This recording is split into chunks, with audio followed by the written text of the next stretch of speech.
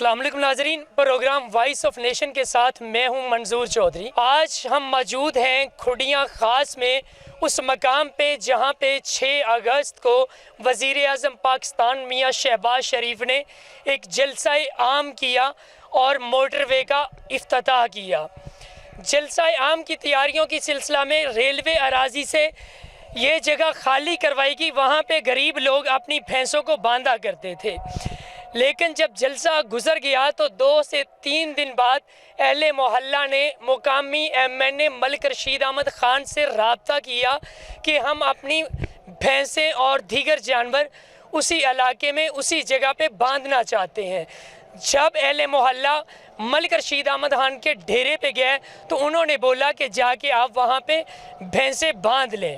उसके बाद क्या हुआ, जब अहले मोहल्ला उस जगह पे भैंसें बांधने के लिए आए तो एक भत्ताखोर और मुंशियात फरोश ज़फ़र नामी पुलिस टाउट ने उन पे धावा बोल दिया। मुसल्ला था, पिस्टल था और पास उसके छुरे और टोके थे, उसके साथ दीगर अफराद भी थे। जब धावा बोला तो 4 से ज़्यादा नौजवान ज़ख्मी हो गए। ज़ख्मी क्यों हुए, बल्कि सिर्फ नौजवान ही ज़ख्मी नहीं हुए, ख़वातीन पे भी धावा बोला गया।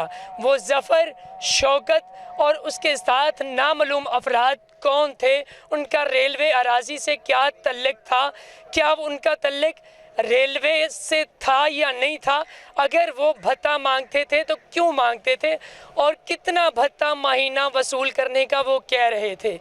इस हवाले से मुतासरा ख़ानदानों की ख़वातीन और बुज़ुर्ग हमारे साथ मौजूद हैं, उनसे हम गुफ्तगू करते हैं कि ये वाक़या कैसे पेश आया।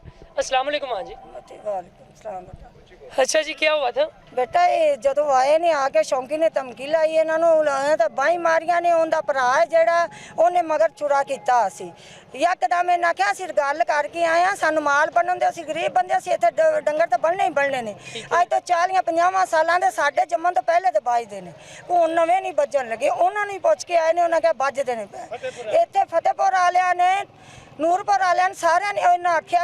फतेहपुर मलिक रशीद खान पुछ के, मलिक रशीद खान पुछ के आए ने, खाई होके आए ने मगल अहमद खान कोलों होके आके लगे ने डंगर वे इत्थे गल कीती ने। इन्होंने चनू छुरे फाड़ लैने, इन्हां दे बदाले हो गए ने। साडे छडांदे इन्हां करपा खोल दिते ने, सिर च पानी ठंडे दियां बोतलां पा के बड़का मारदे सी। एक कौन कौन सी? एक शौकत सी, एक उहदा भरा सी अनवर, एक उहदा प्यो सी ते 5 बंदे होर सी जेड़े ने शटर अद्धा छड्डिया, इस दुकान दा अद्धा चुक्किया, होर आ गए ने। उस तो बाद जफर ने अंदरों पिस्तौल कड्ढिया, उन्हें बड़क मारी। शौकी ने सिर च बोतल पानी दी सट के उहदे भरा ने, इन्हें भी इन्हें आख्या आओ इधर तुहाडी धी नूं या जेड़ा आगा आवे। ज़फ़र रेलवे मुलाजम नहीं सी, नहीं जी, क्यों रोके? उन्हें क्यों रोके? ओ नहीं जी, उहदा इस महल्ले विच तल्लक ही कोई नहीं दा, तल्लक ही कोई नहीं। ओ जग्गा मंगदा 20,000 रुपया, 3-4 जिन्ने घर ने मैनूं 20-20,000 दिओ, मैं तुहाडियां खुरलियां बनाना। ये 1-2 दिन पहले दी गेम इन्हां नाल करदा है। ਇਹ ਜ਼ਫਰ ਕਰਦਾ ਕੀ? मस्जिद च लान जफर ने भी करा। जफर दी एक मरला सौरियां दी थां है, शराब पींदा, शराबी बांदा उत्थे, शराबी बैठे ने, शराबी बा के उन्हें शराब पीनी। मस्जिद च रात लान भी कराया, पेट्रोल पंप वालियां मशीनां बना दिया। सौरियां दी एक मरला थां लैके महल्ले दा टूट है, वो चौधरी बन गया। ऐलान जफर ने मस्जिद च करवाया सी कि सानू भत्ता दिता जाए या रेलवे वाला करवाया? नहीं, जफर ने करवाया है, जफर ने करवाया ऐलान मसीते। जब ये सारी लड़ाई हुई कोई रेलवे मुलाजम तुहाडे तक आया वा? नहीं जी, कोई नहीं आया। पुलिस का की रवैया होया? नहीं जी, पर्चा होया कि नहीं होया? नहीं होया। किन्ने लोग जख्मी होए ने?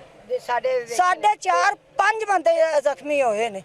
साडे एक रिपोर्टर साथी ते तशद्दद किया गया, उनदे ते हमला किया गया। तुसी देखिया वे कि उनदे? नहीं जी, उनदे ते कोई नहीं होया। ओ शराब दिन रात पींदा जी, इहदे कोल बैठ के, जफर कोल शराब पींदा। ओ मैती बंदा है, उनदा बॉडीगार्ड है। शराब पी के बंदे नकाने हुंदे ने।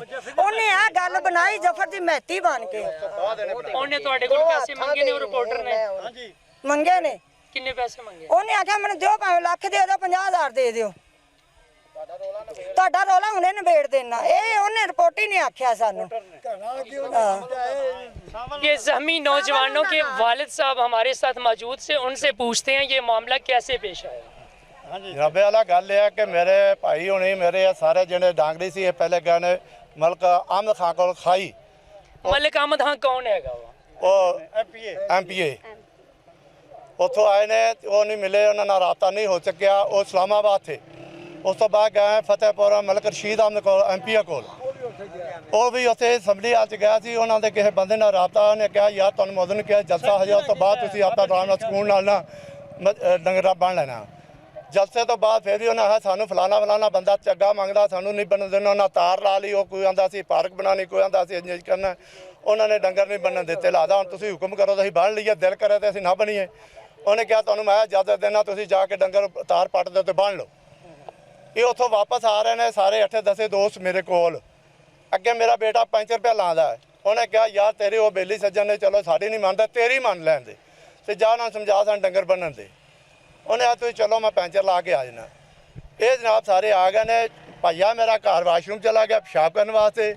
ਭਤੀਜਾ ਮੇਰਾ ਉਹ ਜਿੱਥੇ ਟੋਕਾ ਖੜਾ ਪੱਠੇ ਖਲੇ ਨੇ ਉੱਥੇ ਖੜਾ। ਦੂਜੇ ਦੋਸਤ ਹੈ ਚਾਚਾ ਸਲਾਮਤ ਹੈ, ਚਾਚਾ ਬਸ਼ੀਰ ਹੈ, ਸਾਰੇ ਇੱਥੇ ਖਲੇ ਨੇ। ਤੇ ਇਹਨਾਂ ਨੂੰ ਆਣ ਕੇ ਪੁੱਛਦਾ ਕੀ ਕਰ ਜੇ ਕੀ ਕਰੋਗੇ। ਇਹਨਾਂ ਆਇਆ ਸਾਨੂੰ ਮਾਲਕਾਂ ਨੇ ਦਿੱਤੀ ਹੈ, ਮਾਲਕਾਂ ਨੇ ਇਜਾਜ਼ਤ ਤੇ ਤੁਸੀਂ ਤਾਰ ਲਾ ਲਓ ਤੇ ਅਸੀਂ ਆਪਣਾ ਨਾ ਡੰਗਰ ਬਣ ਲਈਏ।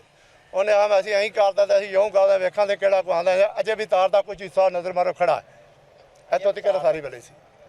ਇਹਨਾਂ ਨੇ ਜਨਾਬ ਇਹ ਗੱਲ ਕਰਦੇ ਪਏ ਨੇ ਤੇ ਇਹਨਾਂ ਨੇ ਆਖਿਆ ਵੀ ਹੱਥ ਲਾਓ ਕਿਹੜਾ। ਮੇਰਾ ਭਤੀਜਾ ਗਿਆ, ਉਹਨੇ ਆਗਾ ਹੋਇਆ ਤੇ ਉਹਨੇ ਹੱਥ ਨੇ ਵੀ ਨਹੀਂ ਲਾਇਆ। ਇਹਨਾਂ ਨੇ ਮਾਰੀਆਂ ਨੇ ਡਾਂਗਾਂ ਨੂੰ, ਉਹ ਡਿੱਗ ਪਿਆ ਥੱਲੇ। ਉਹਨਾਂ ਚ ਮੇਰਾ ਪੁੱਤਰ ਇੱਥੇ ਆ ਗਿਆ। ਉਹਨੂੰ ਆਖੀ ਜਾਂਦਾ ਤੇਰੇ ਪੁੱਤਰ ਨੂੰ ਤਾਂ ਕੁੱਟੀ ਜਾਂਦੇ ਨੇ, ਤੇਰੇ ਭਤੀਜੇ ਨੂੰ ਭਰਾ ਨੂੰ। ਮੈਂ ਉਹਨੇ ਆਖਿਆ ਨਹੀਂ ਯਾਰ ਮੈਂ ਆਇਆ। ਇਹ ਤਸ਼ੱਦਦ ਕਰਨ ਵਾਲੇ ਕੌਣ ਸੀ? ਤਸ਼ੱਦਦ ਕਰਨ ਵਾਲਾ ਸ਼ੌਕਤ ਔਰ ਉਹਦਾ ਭਾਈ ਜਿਹਨੇ ਆ ਗੋਸ਼ੇ ਦੀ ਦੁਕਾਨ ਪਾਈ ਅਨਵਰ। ਇਹ ਜਿਸ ਆਇਆ ਤੇ ਇਹਨੇ ਅੱਗੇ ਹੱਥ ਕੀਤਾ, ਉਹਨੂੰ ਮਾਰਦਾ ਨਾ ਭਾਈ ਮਿਹਰਬਾਨੀ ਬਹਿ ਕੇ ਆਪਣਾ ਫੈਸਲਾ ਕਰੀਏ। ਤਾਲਬ ਨੇ ਤਾਂ ਲਲਕਰਾ ਮਾਰਿਆ ਨਾ, ਤਾਲਬ ਹੁੰਦਾ ਉਹਨਾਂ ਦਾ ਪਿਓ ਹੈ। ਇਹਨੇ ਆਖਿਆ ਤੂੰ ਪਿੱਛੋਂ ਆ ਜਾ। ਇਹਨੇ ਹਾਂ ਨਹੀਂ ਯਾਰ ਮੇਰਾ ਚਾਚੇ ਦਾ ਪੁੱਤਰ ਹੈ। ਉਹਨੇ ਇੱਕ ਹੱਥ ਨਾਲ ਅੱਗੇ ਕੀਤਾ, ਦੂਜਾ ਨੇ ਇਹਨੂੰ ਥੱਲੇ ਖਿੱਚਿਆ। ਉਹਨਾਂ ਟੋਕਾ ਮਾਰਿਆ, ਮੇਰੇ ਪੁੱਤਰ ਦਾ ਹੱਥ ਕੱਟਿਆ ਗਿਆ। ਮੇਰਾ ਭਾਈਆ ਘਰੋਂ ਨਿਕਲਿਆ। ਉਹ ਭਾਈ ਇਹ ਸਾਰਾ ਮਾਮਲਾ ਹੋਇਆ ਹਾਂਜੀ ਮਲਿਕ ਅਹਿਮਦ ਖਾਨ ਨੇ ਜਾਂ ਮਲਿਕ ਰਸ਼ੀਦ ਖਾਨ ਨੇ ਤੁਹਾਡੇ ਨਾਲ ਰਾਬਤਾ ਕੀਤਾ? ਉਹਨਾਂ ਦੇ ਇਲਮ 'ਚ ਇਹ ਗੱਲ? ਹਾਂਜੀ ਮਲਕ ਸ਼ੀਸ਼ ਸਾਹਿਬ ਦੇ ਇਲਮ 'ਚ ਗੱਲ ਹੈ। ਉਹਨਾਂ ਰਾਬਤਾ ਕੀਤਾ इस्लामाबाद और कोई पुरसाने हाल नहीं। यहाँ पे 4 नौजवान शदीद तरीन ज़ख्मी हो गए। उनको DHQ से लाहौर जनरल हॉस्पिटल में रेफ़र कर दिया गया, लेकिन पुलिस उनसे कोऑपरेट नहीं कर रही। अब पुरसाने हाल नहीं बन रहा। माजूर बाप, उन बच्चों का माजूर बाप जो है जगह जगह कभी थाने धक्के खा रहे, कभी DHQ कसूर धक्के खा रहे कि मुझे इंसाफ फराहम किया जाए, लेकिन ताहाल पुलिस उनको FIR नहीं दे रही।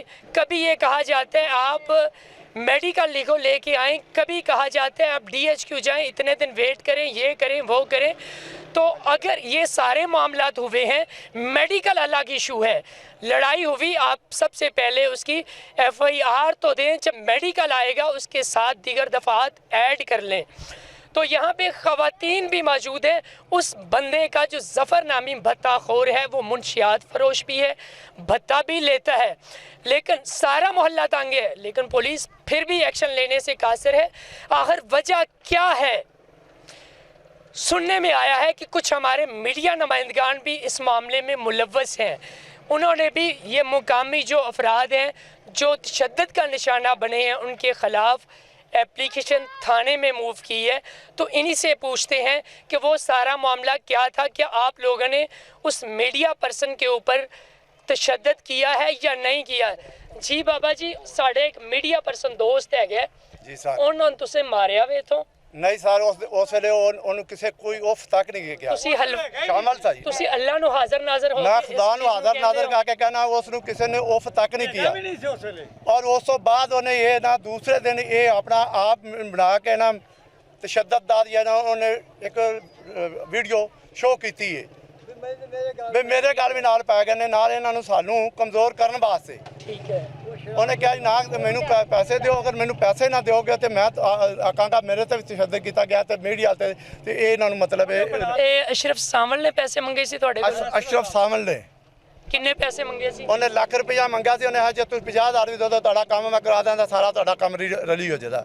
ਜ਼ਫਰ ਨੇ ਜਦ ਝਗੜਾ ਆਇਆ ਉਹਨੇ ਪਿਸਟਲ ਕੱਢਿਆ ਤੇ ਆਪਣੇ ਦਾ ਸ਼ੌਕਤ ਜਿਹੜਾ ਐਸਾ ਕੋਈ ਥਾਣੇ ਦਾ ਕਟਆਊਟ ਹੈ ਮਲਕ ਸ਼ੌਕਤ ਥਾਣੇ ਦਾ ਵੱਡਾ ਵੱਡਾ ਕਟਾਊਟ ਹੈ। ਹਰ ਬੰਦੇ ਨੂੰ ਬੋਲੋ, ਖੁੱਡੀਆਂ ਦੇ ਕਿਸੇ ਇਲਾਕੇ 'ਚ ਪੁੱਛ ਲਵੋ ਕਿ ਮਲਕ ਸ਼ੌਕਤ ਵਾਕਿਆ ਕੋਈ ਥਾਣੇ ਦਾ ਕਟਾਊਟ ਹੈ। ਜ਼ਨਾਬਾਦ ਹੈ, ਸ਼ੋਏਬਾਦ ਹੈ, ਰਿਸ਼ਵਤਬਾਦ ਹੈ। ਤੇ ਜੇ ਅਗਰ ਨਾ ਹੋਵੇ ਤਾਂ ਮੇਰੀ ਗਿਰਬਾਨ ਹੋਵੇਗਾ ਤਾਂ ਉਹਨਾਂ ਦਾ ਹੱਥ ਹੋਵੇਗਾ।